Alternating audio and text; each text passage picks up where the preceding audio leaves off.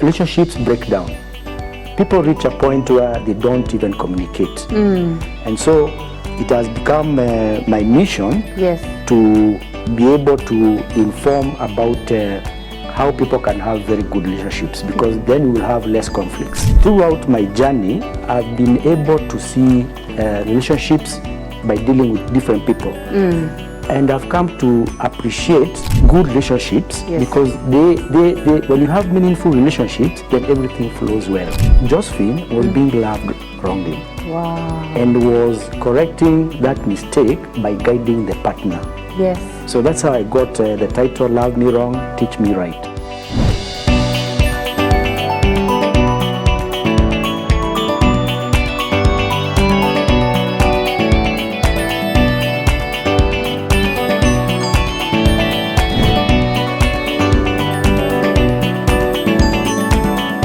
Have you ever been loved wrongly by your husband, by your fiancé, by your boyfriend? How did that leave you feeling? Did you get hurt? Were you left feeling bitter, broken? Or even at some point you wanted to leave that relationship?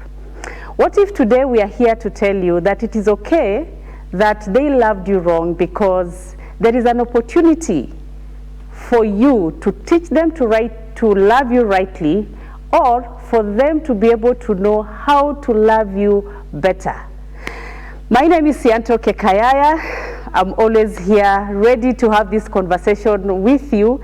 And my name is Sianto Kekayaya, the host of the Better You Show. And it's such a delight to be here once again. And today we have a lovely and an amazing guest who is going to have conversations to do with love, to do with relationships, and to do with areas of us when we hurt each other, or when we are loved wrong, what do we do next? I just want to thank you, our viewers, because you have continuously supported this show. And that is why we keep on producing these episodes for you. We keep on producing this content for you, so that you can continue growing and you become a better version of yourself day by day. And this is a favor. I'm asking for a favor, and I just want you to check if you have joined our community at the Better You Show. If you haven't, I'm going to give you just a second to subscribe to that show, so that next time when we have this amazing guest coming to our studios, you'll be able to get a notification. Without further ado, as usual, we have two traditions in the show, whereby we talk about the word of the day and also a tongue twister. So today, the word of the day comes from the book of 1 Peter, chapter 4, verse 8. Today is all about love. And it says, above all, love covers all sins. For the ones who are holding bitterness in your hearts, choose love. For the ones who are you're bitter with your husband, with your boyfriend, with your fiancé, choose love, because with love that bitterness will go away. All right, now we'll go to the next session, which is about the tongue twister. And Dickson Muriuki Kanuri, welcome to the Better You Show. Thank you, Sianto.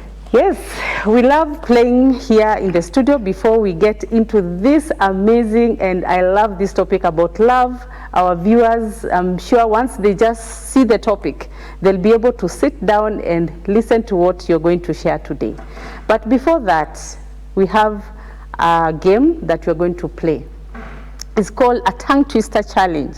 In front of you, there is a paper. So what you're going to do, you're going to just read it through. I'll give you like 5 seconds to interact with the text on that paper. And the instruction is you have 2 trials. You have 2 trials. And we need you to read as fast as possible. Yeah, so don't take it seriously. We just want to have a light moment before we get into deeper conversation. You ready? Yes, I'm ready. Okay, you can start. Hidden hearts shape how hearts handle healthy human harmony. Again, faster. Hidden hearts shape how hearts handle healthy human harmony. Wow. How have I done? I think you've done well. Yes. we are going to ask your daughter later how it went. Okay. But from the text, what do you understand by that? What has been displayed there in relation to the discussion you're going to have today? I think it speaks to forgiveness. That we shouldn't keep things to ourselves. We need to forgive, let go, and move on. Wow. Yes.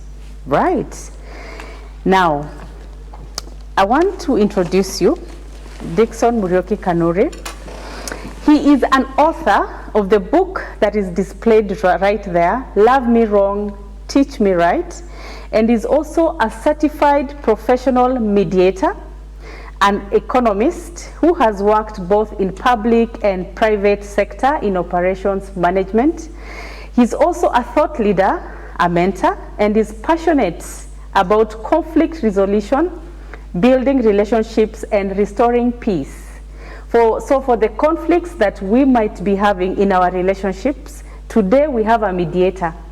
So from today, there is no chaos in our relationship because there's someone who is going to help us find that sweet spot.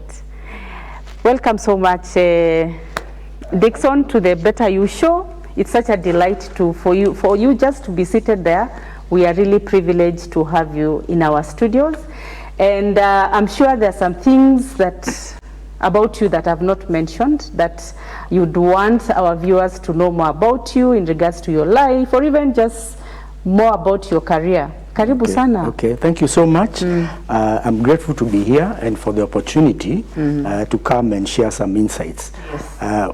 You've captured the beginning very well. Wow. And what I can add is that throughout my journey, I've been able to see relationships by dealing with different people. And I've come to appreciate good relationships. Yes. Because they when you have meaningful relationships, then everything flows well.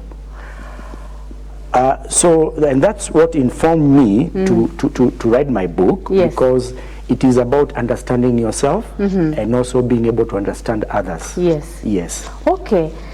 From your introduction, you are a certified professional mediator. So just to understand exactly what does that entail and how is it related to the aspect of love and relationships? Okay, thank you so much.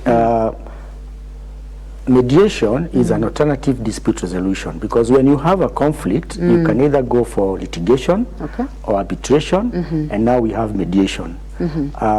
Litigation, you have a judge who listens both sides and makes a ruling. Yes. Same for an arbitrator.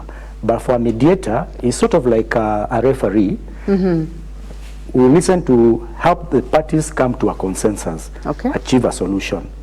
And from my work of mediation, I've come to see that relationships break down. People reach a point where they don't even communicate. And so it has become my mission to be able to inform about how people can have very good relationships, because then you will have less conflicts. Yes. Yes. Okay.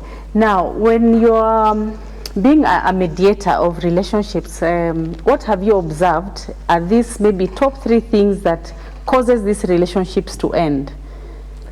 For people to have a great relationship, actually, from what I've observed, you need 3 things. Okay. You need to have a good sense of self-awareness. You need to be able to control your emotions. And also, you need to have empathy. All right. Yeah, because if you are able to sit back and see the other person's perspective, not just your own, then you are able to relate in a much better way.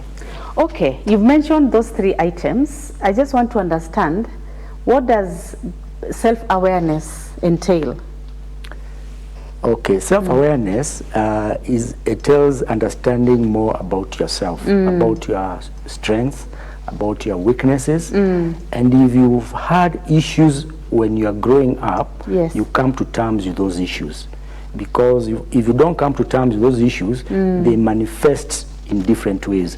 You can have trust issues, you can have anger issues, and your relationship will not move smoothly. Okay. Yes. All right. So do you also, during the mediation process, do you take them through on how they become more self-aware?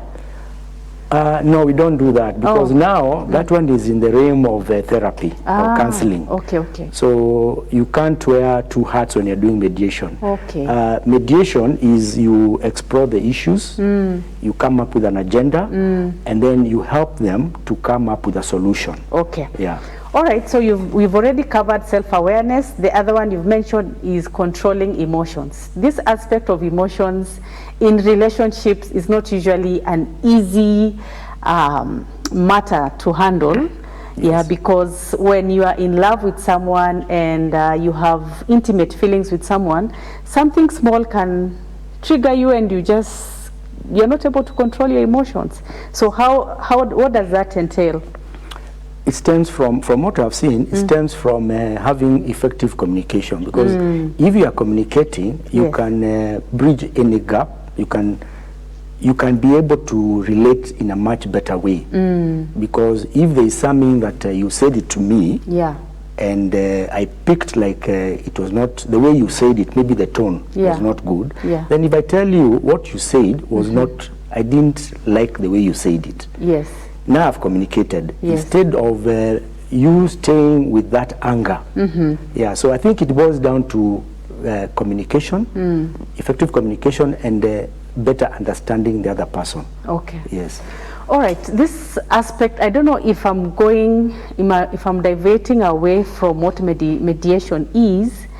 For women, usually we expect our significant other to be able to know that I'm angry, I'm bitter, I don't need to tell you. So ask me, what's wrong, my dear wife, what's wrong, my fiance, so that now we'll be able to open up those lines of communications, but not really being in a place where we are the ones to tell you, I'm not okay. Yeah, most interesting, you find mediation will occur even at places of work. It will occur in the home. Okay. Maybe as a mother or as a wife, you may mediate between the children and the father. Okay. Maybe there's an issue, and then you come and mediate. But it is all about trying to understand where the other person is coming from. And once you understand that, then you are able now to deal with that person. And sometimes you can even postpone an issue. You can say, can we talk about it later on?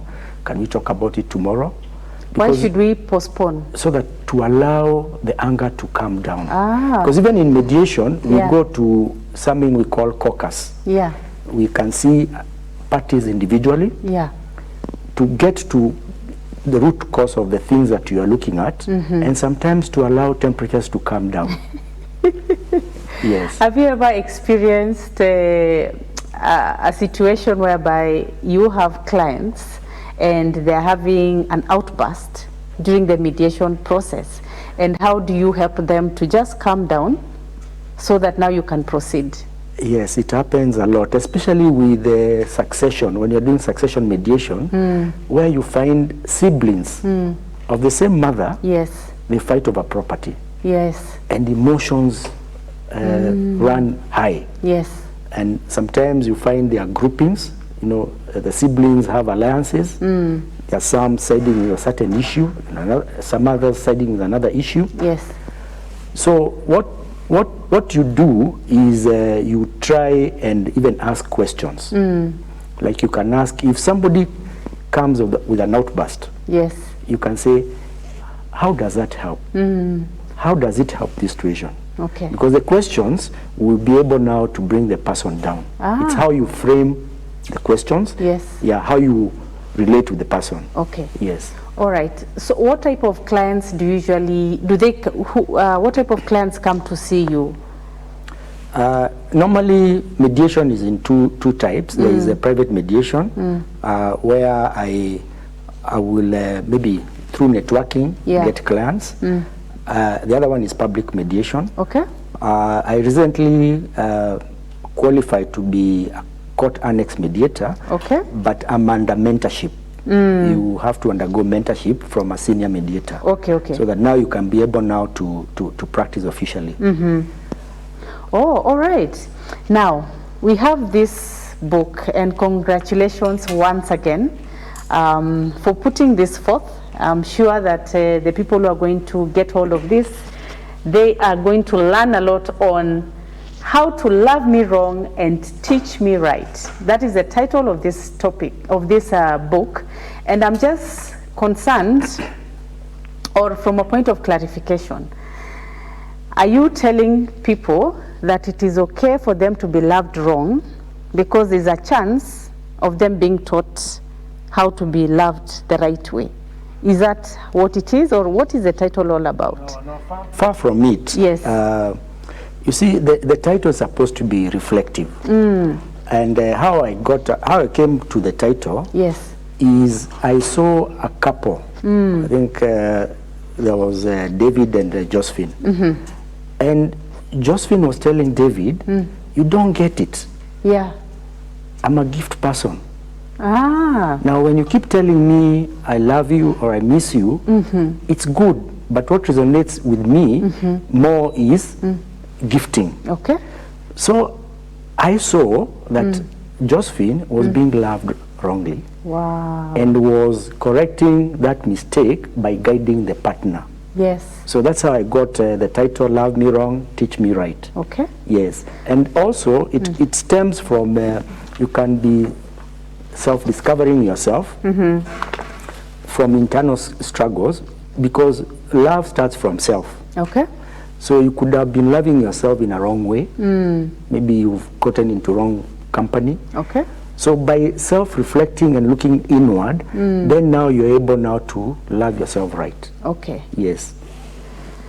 Now, I'm just wondering, how can I start loving myself? Yeah, so that I'm able to, if for example now I get into a marriage, then I can be able to love right. Okay, fine. That's a good question. What I've seen is that people enter into relationships or marriage with baggage. Oh. They enter with past traumas. So you can find a partner who is very loving. Yes. And then the next minute, that partner has anger issues. You don't know where they're coming from. Yes. That's coming from the past. Okay. And that's why I'm saying it's important to get to know yourself, know your strengths, know your weaknesses, deal with the issues that you've had. Maybe you came from a broken family. Yes. It doesn't mean that you yourself, you're going to have a broken family. So it is being able to deal with those issues that you are able to show off, I mean to show up as your authentic self. Yes. Yes. Now, I'm not sure if this is right to say that usually based on the experiences you've had in your childhood, based on the marriage that you saw your parents having, most likely you're going to replicate that in your marriage. Is that true, or someone can have a different story? You can have a different story, because I like giving the example of where, let's say your grandfather was an alcoholic. Yes. And your father was alcoholic. You can decide you're not going to be alcoholic. Yes. So you could have come from a home which was, let's say, broken, but you make it intentional. Yes. And being intentional is, again, I'll go back to, it starts from knowing yourself, yes, and then also being able to know your partner, and then having shared goals. You have a shared vision. Yes. This is the kind of life that you would like to lead. Okay. Yeah, and also understanding the roles that people are supposed to play. Yeah. Okay, so our viewers, we are being encouraged that before even you start getting yourself into a relationship, can you first heal within? Can you start loving yourself? And you can, a therapist can be able to help you on that. Now, I just want to refer us to what you wrote on page 8 of this book on the preface. And you said, being in a relationship is the easy part. Understanding who you are and the other person is the tricky part. Recognizing and seeing how you can better your relationship is the challenging part. What did you mean by this? Well, it's that it stems from understanding. You see, even when you look at marriage, the marriage doesn't come with really doesn't come with a manual. Sometimes you get counseling. These are the roles that a husband plays. These are the roles that a wife plays. Yes. But again, you find sometimes people mask based on needs and interests. Yes. So being able to understand yourself and the other person and learning every day. In fact, from what I've seen, love is a choice. You choose to love every day. Yes. Yes. Yes. And I would use the analogy of a garden. Okay. Because if you have a flower garden, you take care of it. Yes. You water it. You make sure that you prune it. Yes. And so that is how relationships should be. So in a relationship, how can I exactly water my garden? How can I water my husband? How can I water my fiancé or even a boyfriend or even a girlfriend? How does that happen? It happens when you are able to understand your strong points and your weaknesses, and also your partner's weak points and strong points. Then you complement each other. Wow. My strong points will complement her weakness. And people evolve every day, because even the way you start is not the way you end up. Yes. Because you are growing. Yes. Yeah, and every day we learn. Okay. Now there's this, just before we discuss about that, there's this part of your book that I would want us to, I just want to read it out. Maybe not all of it, but just part of it. When love is true. True love won't knock your walls down fast. It builds a home that's meant to last. It doesn't rush or twist your hand. It lands your soul, then helps you stand. It's not just sparks that fade with night, but steady eyes that see your light. Not perfect words or flawless skin, but someone sure to let you in. It listens more than it explains. It says through silence, joy and pain. It knows that time and truth must blend. To make a lover and a friend, it may not be the first you knew, but real love waits until it's due. Wow. Real love waits until it's due. It rises slow, like morning dew. No games to play, no pride to prove. So, if your heart has known the ache of vows once made, then slowly break. Take heart. The soul was made to mend. Take heart for the ones who are feeling bitter. Take heart for the ones who are feeling broken. Take heart for the ones who also have been hurt by your significant others, because the soul was made to mend. It's not me who is saying this. It is Dickson who is saying this through this poem. And he says, and love can find its way again. So here he's encouraging us not to give up on our love, because it can be found again. For when it's true, it does not end. It simply finds a way to send a second chance, a softer start, a hand to hold, a healing heart. My goodness, we'll come back to this poem so that he can tell us what he means by actually that narration that when love is true, it does not end. So what happens to those marriages that come to an end? Does it mean that they were not true at the beginning? Let's park it right there. We are going to take a short break, and once we come back, we are going to understand how do we deal in instances whereby other people are broken and we are whole, and some relationships, they actually end because of that specific reason. Let's take a break.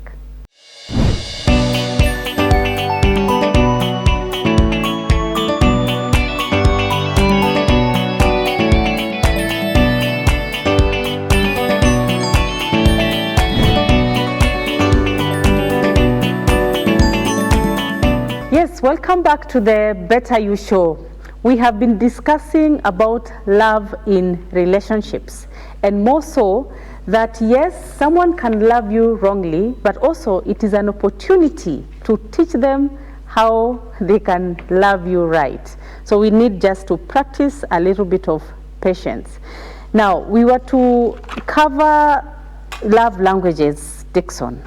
What are these love languages in relationships, and how important are they? Well, there is an author called Gary Chapman, who, in the relationship science, yes, he realized that there are 5 love languages. There is the first one, which is words of affirmation. Okay. So somebody resonates with being told, I miss you, I love you, I care. They want to be affirmed. Okay.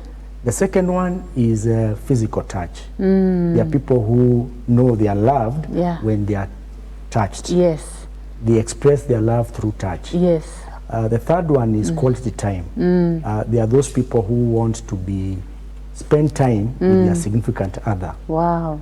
It means a lot. Okay. And when you spend time with your partner who has that love language, then they see that you love them. The fourth one is gifting. Gifting. There are those people who, when you gift them, then they know you truly love them. Yeah. That's how they realize that they are loved. Okay. Then the last one is acts of service. Yes. When you do things for them. Yeah. You see, a partner, a wife, could be having that love language of acts of service. So when the husband comes and helps around, she feels loved. Yes. And you can have 2 or 3 love languages. Yeah. Oh. Yes, yes. Yeah. So the importance of this is, again, understanding yourself, your love language, and understanding your partner. And when you've communicated, then you're better able to relate. Because if I know my partner is somebody who loves quality time and gifting, and then I speak their love language, then we'll relate. On that, what if you have a partner whose love language requires you to show affection through words of affirmation, but that's not their space? They feel uncomfortable telling you those sweet words. They love you, but they are not comfortable expressing that. Mostly men. Let me just say mostly men. Yes. So then how do you encourage that person to still do it, because it's the love language of the partner, so that there is love in their marriage? Yeah, that's a great question. In fact, let me take a step back to give it its weight, its due weight.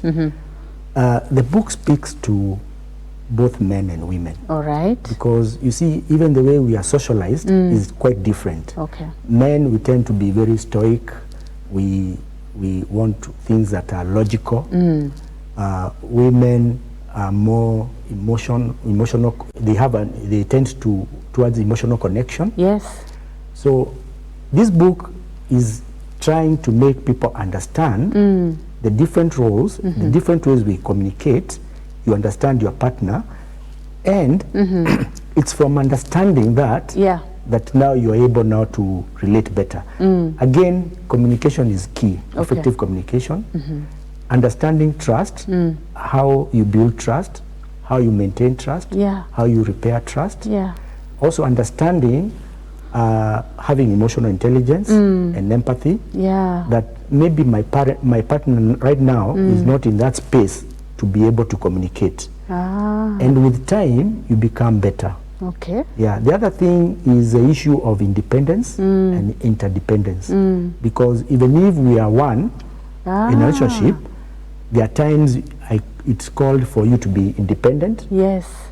Have your space. Yes. I have my space. Yes. And there are times you are interdependent. Okay. Yes. So, but what if then one partner always wants to be attached to the other one? There's no that capacity of connecting. We come together as a couple, then again we disconnect. I go be independent and I do my life, and you as a husband or boyfriend, you do your part, then again we connect later.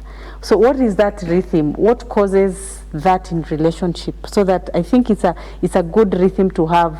We are partners, but again we are independent. Okay. Yeah. Again, it's from talking, because a relationship or a marriage is a journey. Yeah. So when you communicate, then I understand what you like and what you don't like, and what works for us. Yeah. And because every relationship is unique, you cannot copy another relationship and bring what you've seen from that relationship to the relationship. Yeah. Yes. Okay. Yeah. But then your question, it now takes us to the attachment styles. Ah, okay. Because the attachment styles, there are 3 attachment styles. All right. There is a stable, there is a anxious, Okay. and there is avoidant. Stable, anxious, and avoidance. Yes. Take us through them. Now, these attachment styles come from how you are socialized by your primary caregiver. Okay. How you grew up, and basically it is your mother. So the kind of relationship you had. If, for instance, if your mother was not available all the time, then you develop an anxious attachment style. How does that look in a relationship? You are always anxious. There are these people who say, oh my God, I'm going to be left.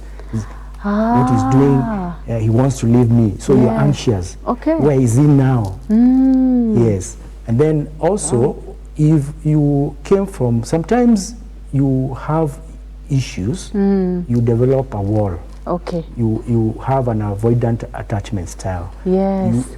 Now what you are saying, you avoid being intimate because you're trying to protect yourself. Wow. It's sort of like a coping mechanism. Okay. So what happened to that kind of a person during childhood?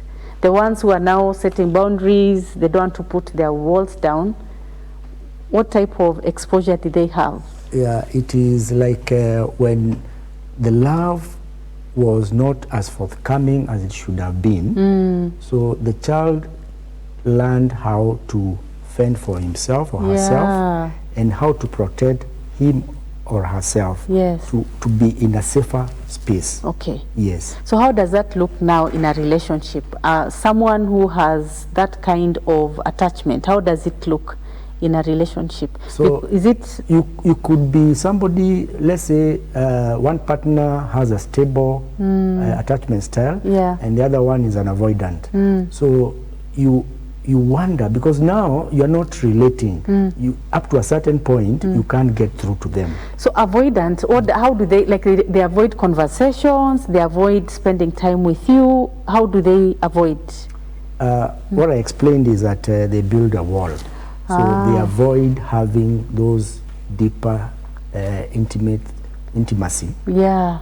Or having uncomfortable conversations. Yes. Yes. Okay. But and again, now the therapy is what comes now to correct that, because you understand where you're coming from. And then you are better able to relate. Wow. Yes. Before we move to the stable attachment, this one for avoidance, then it means if their partner requires them to express words of affirmation, then they will struggle, because they're already guarded. They don't want to bring the walls down, so they're even not able to become affectionate to their partner or even use words of affirmation. Yes. Could that be true? That is true. That is true. That is very true. Okay. Yes. All right. What about stable? Now, stable, these are people who are well grounded. They received all the love that they had. Okay.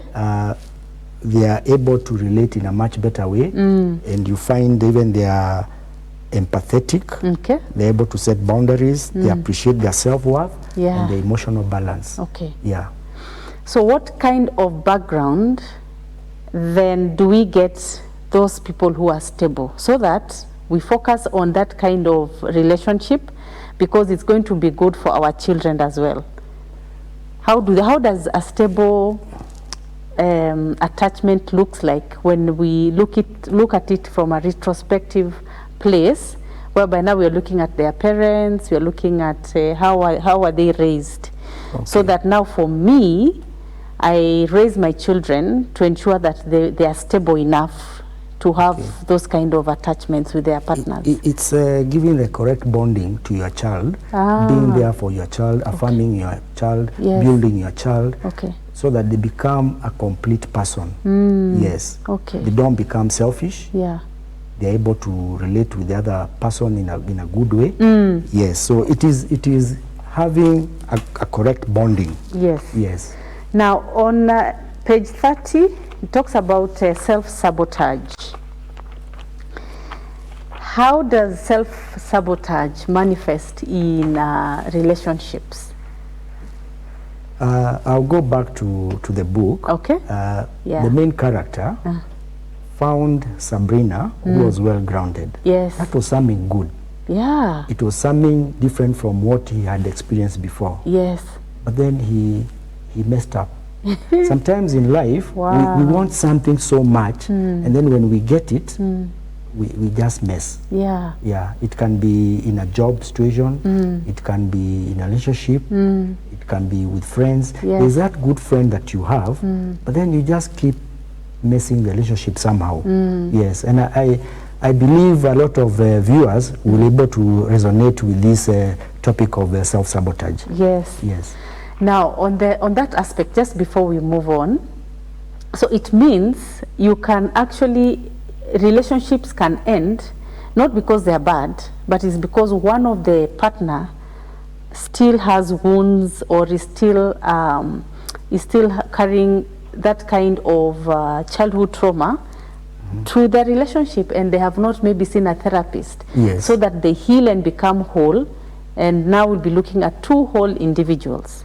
Could it be the case? It is a case, because what happens when you have issues from the past, sometimes you have a void that you're trying to fill. And sometimes if your needs are not being met, like if the communication has broken down, that's why you find affairs coming up, because there is a need you're trying to find somewhere. Yes. Wow, that's true. Okay. All right, now chapter 2 says, love recognizes no barrier and it knows no class. It jumps hurdles, loops, fences, penetrates walls to arrive at its destination full of hope. Take us through this narrative that you've put there. This is a quote by Maya Angelou. She's a very good. She's a good poet. She is. And she's also an author. So it's trying to capture how love is beautiful. And also the poem that you read at the back, The True Love, also captures about love, how it's beautiful. And that love also gives a second chance. But love is tough. Love is tough. Love is, it's tough, because it can be demanding. And it's brutal. Yes, but it's also beautiful. And what we are saying, and you know, like when people enter into a marriage, or let's say a marriage, it's not a bed of roses. There are days things will be good, there are days things will not be fine. So, but it takes work. Yes. All right. You work at it every day. So marriage or relationships are beautiful and also brutal. We've spoken about the brutality part of it, whereby it's not a bed of roses. So in terms of beauty, you say that there's this part that you say, for when it's true, it does not end. It simply finds a way to send a second chance, a softer start, a hand to hold, a healing heart. This is the poem, When Love is True. So it means the marriages that have ended or relationships that have ended, it means that it's not true, because true love, then there's no ending. Yes and no. Okay. You see, if couples don't become aligned, then you grow apart. Okay. And then unfortunately, the marriage can end. Yeah. Because people change over time. Or there could be issues that you are not able to nip in the bud. You're not able to handle them. Yeah. And became big issues. Okay. And again, you know, the relationship could be toxic. There could be violence. Okay. So such a relationship obviously will not last. Okay. Yeah. In saying that marriage can be both brutal and beautiful, is just saying that it's not a bed of roses. There are good days, there are bad days. And it's beautiful because it's seeing your partner at their best. Wow. It's laughing until tears fall off. It's seeing them, your partner, at 3 a.m. in the stillness of a world asleep in their most unguarded form. Okay. But it is also fights over silly things. Okay. Yeah, so here I'm trying to be realistic. And then at the end I'm saying marriage truly is one heaven of a ride. One heaven of a ride. Yes. It works, but it takes work. Okay. Yes. So now my question would be, how then would I know that, yes, my marriage is beautiful, the aspects of it that are beautiful, but also there's brutality of it that is not healthy for me to be in this relationship?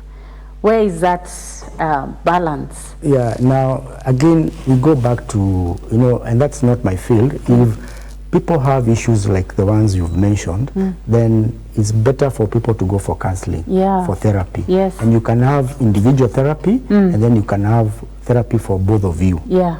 So that you understand this very thing that is messing your relationship, where is it coming from? Yeah. And how better you can to deal with it. Yes. Yes. Okay. Take us through, I know you remember the poem. Yes. When love is true. It doesn't rush or twist your hand. It lands your soul, then helps you stand. It's not just sparks that fade with night, but steady eyes that see your light. Not perfect words of flawless skin, but someone sure to let you in. It listens more than it explains. It stays through silence, joy and pain. It knows that time and truth must blend to make a lover and a friend. So just take us through this poem. I don't even want to read the entire poem, but what were your thought process about relationships on this poem? It stems from, in the book, the main character is reflecting. In fact, he asks himself, what is love? And the answer comes with clarity that love is a choice. It's choosing to love every day, and love is beautiful. Yeah. When nurtured, love grows deeper, thrilling, as it blossoms. Oh. So, but then it says, at the core, love is understanding, selflessness, and presence.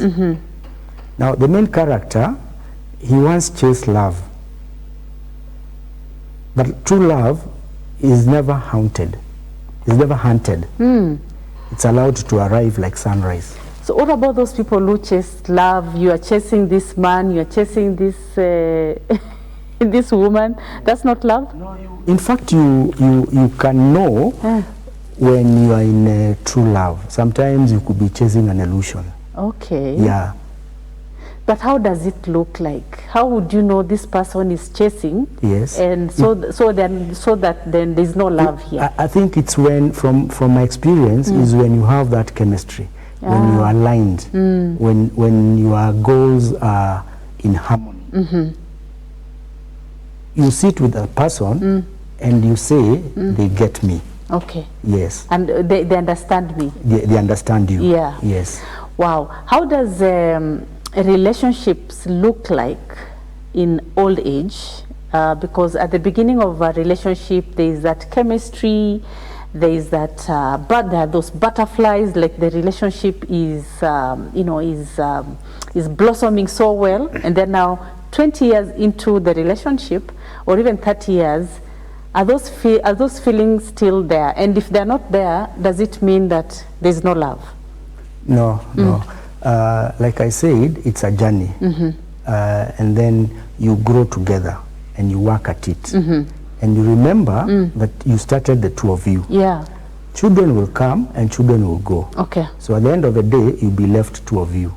So it is best to invest in your relationship. How do you do that? You work at it every day. Again, those love languages, what your partner loves, and you create meaningful times together, quality time. Okay. Yeah, so you bond together.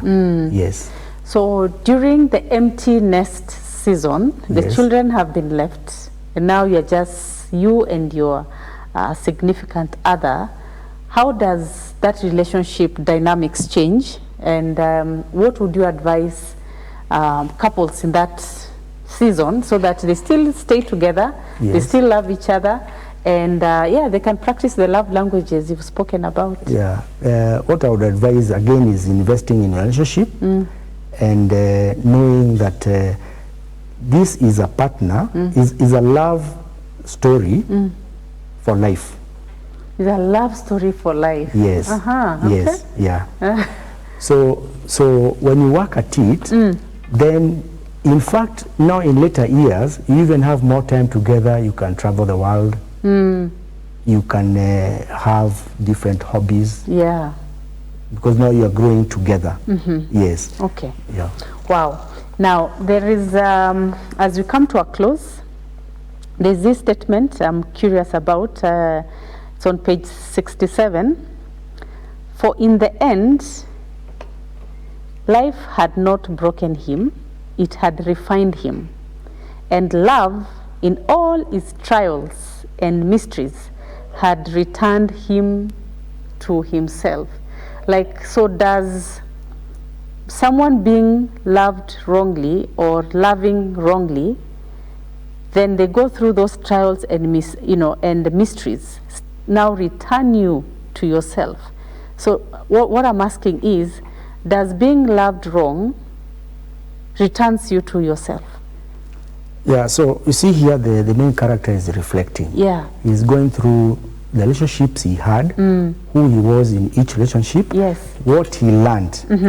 And then now he's become a better person. Yes. Actually now it resonates with this show because it's the better you show. Yes. So now it's the better him. So he's become now a better person. Okay. He's more refined and the love has returned him to himself. Yeah. Yeah. Okay. Now I just wanted you to talk to the audience, to the viewers, about love, about relationships, and maybe just 3 key things that they should always have at the back of their minds, even when they're going through hardships, those trials in relationships. What are these 3 things that they should always go back to that can ground them, so that maybe, you don't just say, oh, you know what, I'm done with this relationship, I'm done. Okay. Yeah. Yeah, thank you. So the book, in writing the book, I've hoped that people will look at their relationships, their situation, and reflect. Yeah. And then from the book, we can have deeper conversations. Now, what I'm trying to bring across is for people, for the viewers, to be in better relationships. And it takes self-awareness, it takes having empathy, and being in control of the emotions. So the main thing is you first of all understand yourself to be able to understand your significant other or the other people you're relating with. Yes. Yes. Okay, thank you so much, Dickson, for coming to the show. How can the viewers get hold of this book? This book, I actually released it on 1st of September. Wow. It's now available at Nuria bookstore. I'm working on the e-book, so soon we'll have an e-book. Oh, okay. But for those who want, would like a copy, you can find it at Nuria bookstores. Yes. Yes. Wow. All right. Anything else you want to tell our lovely audience? Anything about, because you've been there in this journey of love. You are now an expert, you're a mediator. Just 3 things that people might just walk out of a relationship and they can be sorted. I think it's to do with seeking to understand, having a listening ear, listen to the other person, see the other person's perspective, and then once we are able to relate and have good relationships, we'll have less conflicts. All right. Thank you so much, Dickson, for coming to the Better You Show. I've really enjoyed this conversation about relationships.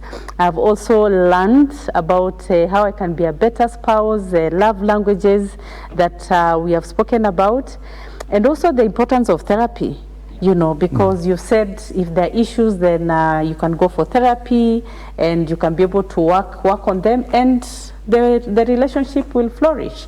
So just to close, I'll read out what he has written on page 64. I find it very encouraging. When 2 givers become friends, it's like magic. I water you, you water me. We never drain each other, we just grow.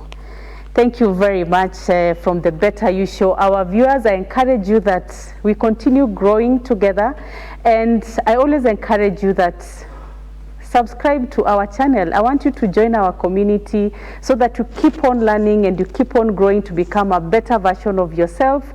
And with that, as we close, we say take care of yourself, be kind to yourself and to others.